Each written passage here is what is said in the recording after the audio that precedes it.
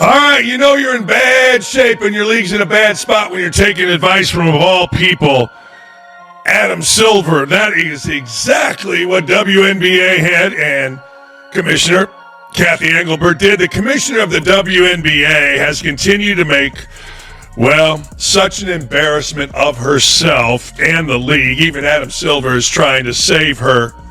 But I don't know that he can. She's got to go, seriously. I mean, let's be honest. Adam Silver stepped in. He gets a lot of heat, and rightfully so. He's the most woke. The WNBA believed it was heading through an ordinary season, but then the business world of basketball entered the picture with billion-dollar stakes attached.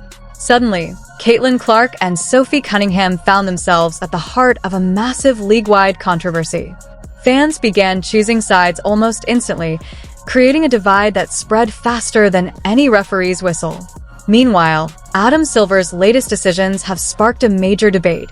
Is he making moves to secure the future of women's basketball, or is he changing the league in a way nobody expected? And the deeper the story goes, the more shocking the details become. So, Adam Silver spoke up in, he was talking about the WNBA, and he said something that's pissed off a whole lot of WNBA fans. He has, acknowledged that the entire situation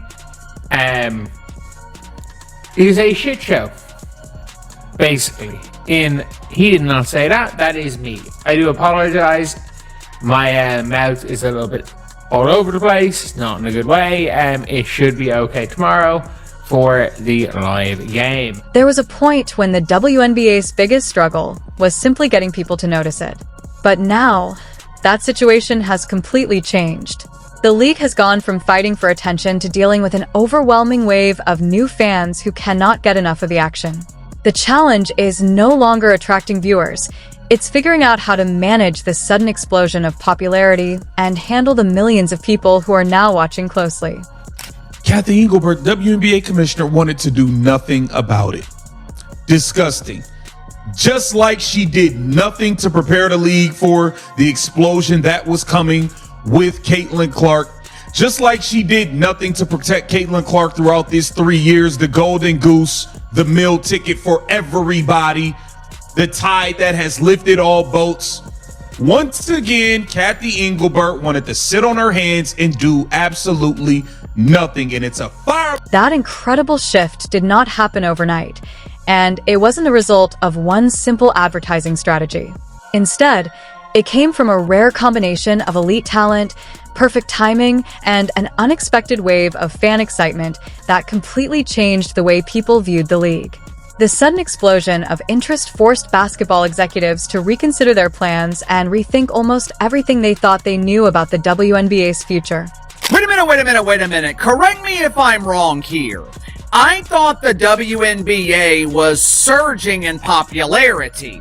According to the mainstream media, have you seen WNBA ticket prices? Wow, sir! These women are generating thousands! I thought the Equity League with marketable mainstream stars that are obviously promoted equally. No athlete represents this dramatic change more than Caitlin Clark. By the time she stepped onto the professional stage, she was already one of the most famous and talked about athletes in the country. Her incredible shooting range, fearless mentality, and unique ability to bring in fans who normally didn't follow women's basketball created a level of attention and excitement the WNBA had almost never seen before. All commissioners, he is a guy that basically does whatever the players tell him to do, and it's become a shit show in the NBA. The NBA has become a politically driven league, a lot like the WNBA, where it's become almost an agenda that nobody really respects or pays attention to. We just let guys do their little thing, and every white guy's afraid to criticize the NBA players. They go through unnecessary changes year after year after year, just depending on how the political winds blow. Games featuring Caitlin Clark began drawing television audiences far beyond what many WNBA broadcasts had previously achieved. Arenas were selling out weeks ahead of time, and Indiana Fever games started feeling like major events, no matter who they were playing against. For years, league officials had talked about expansion, bigger investments, and stronger media opportunities. But those plans were handled carefully because sports history has shown that growing too quickly without a solid financial foundation can create major problems. However, everything changed once the numbers started rising. TV ratings surged, merchandise was selling out almost immediately, and sponsors began recognizing the massive business potential of the league's expanding audience. The cautious approach quickly turned into a race to capitalize on the momentum. The impact reached far beyond the WNBA's own offices. NBA Commissioner Adam Silver has consistently viewed women's basketball as a crucial part of the sport's future. While the WNBA operates with its own leadership, the NBA has remained heavily involved as an investor and strategic partner. As the league's popularity exploded, Silver became more outspoken about the opportunities ahead, including expansion, improved media deals, better facilities, and long-term financial growth. The timing was historic. After years of gradual progress, the WNBA suddenly found itself experiencing a level of growth that even the most optimistic leaders may not have expected. Television networks wanted more coverage, and major companies were eager to increase their investment in the league. It's getting bad, and I'm telling you right now, the WNBA is in a world of trouble. Adam Silver's on a media run, and this is the perfect time for him to say something. And I believe he strategically did this media run because Kathy Engelbert stood up Dan Patrick.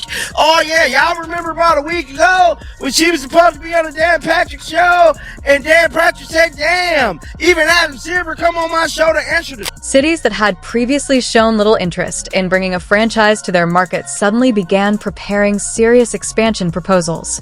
Meanwhile, investors who had once ignored women's basketball started competing for ownership opportunities after realizing that the league was entering a completely different era. They saw the growth happening in real time and understood that this was no longer a niche product, but a rapidly expanding sports business. However, with rapid success comes inevitable challenges. Many veteran players who helped build the WNBA over decades wanted their contributions recognized. They had invested years into growing the league, often playing in front of smaller crowds and limited media attention, long before record-breaking audiences became normal.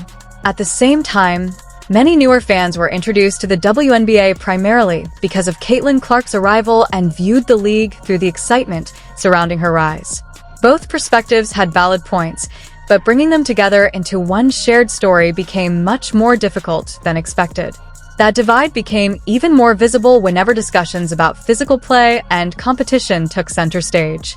Basketball has always valued toughness and intensity, especially in the WNBA, where strong defense and physical battles have been part of the league's identity since its beginning.